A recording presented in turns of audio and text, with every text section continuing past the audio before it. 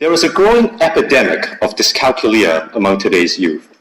The over-reliance of electronic calculators has led many to add and subtract slowly, forget the multiplication table, and fail to search for divisible factors. The abacus is an ancient computation tool that can remedy this modern malaise. How? Well, the abacus is just a tool that speeds up computation, but the computation is still done by the human brain. It trains the brain to think faster and more strategically. It internalizes the decimal number system. It requires the user to memorize the multiplication table and the factors of a given integer. Abacuses have been invented by several cultures around the globe at different times.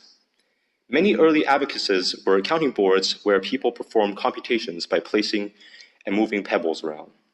However, in this series, I will focus on the two main abacuses still used today, the Chinese suanpan and the Japanese soroban.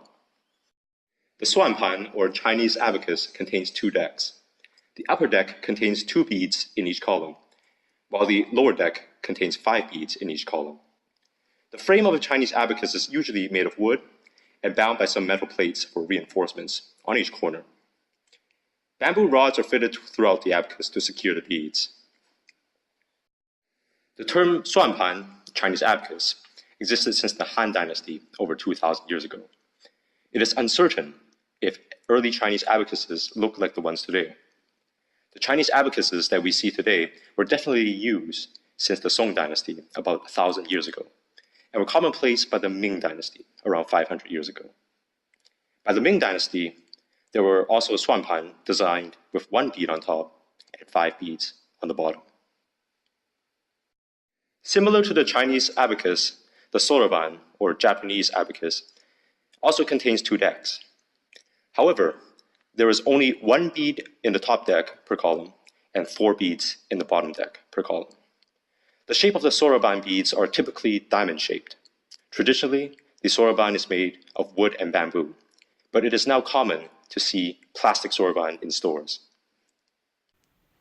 So what I have here is the Chinese abacus, and as you can see, there's the upper deck with 2 beads and the lower deck with 5 beads. To reset this, all I have to do is push the beads up. That's to reset it.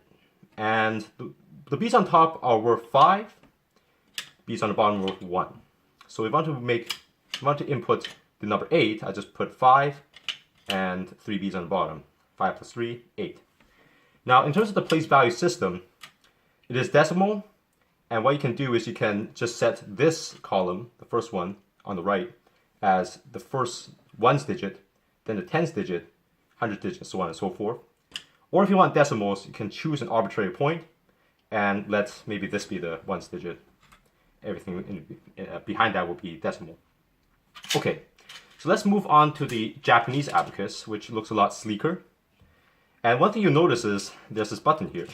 And what it does is it resets everything. So let's click on that, resets everything. So it's very convenient. Like the Chinese abacus, which is what it was derived from, you get 1 bead on top this time and 4 beads on the bottom. The bead on top is worth 5 once again, and the bead on the bottom is worth 1. So if you want 8, what you can do is you can put 5 and you add 3. The soroban is derived from the Chinese abacus and has greatly evolved in the late 19th and early 20th century. The original soroban was imported from Ming China over 500 years ago, with 1 bead on top and 5 beads on the bottom. The shift to a purely base 10 currency led to the reducing the lower deck to only 4 beads. The Chinese were using a base 16 currency at the time. And in the modern era, a reset button was introduced for convenience. Now, let's move on to the advantages of both abacuses. So what are the advantages of the suanpan? 1.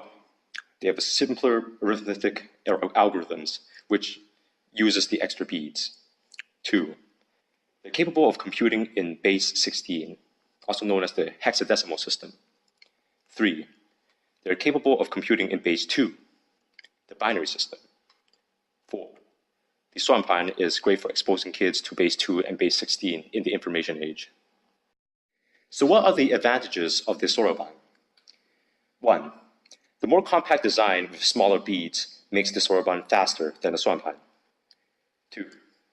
Many soroban comes with a mechanical reset button for swift clearing.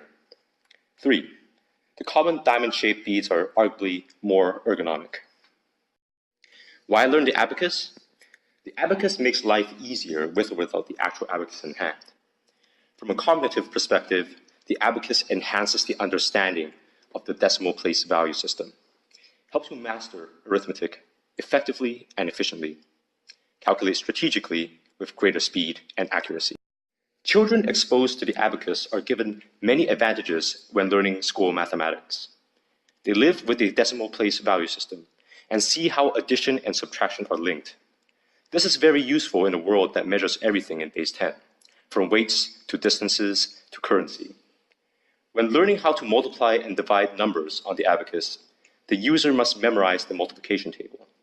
The memorization of the decimal value of basic fractions is also mandatory. Manipulating the beads of an abacus takes time and deliberate practice to master. With enough practice, the proficient abacus user can move the beads and perform computations swiftly.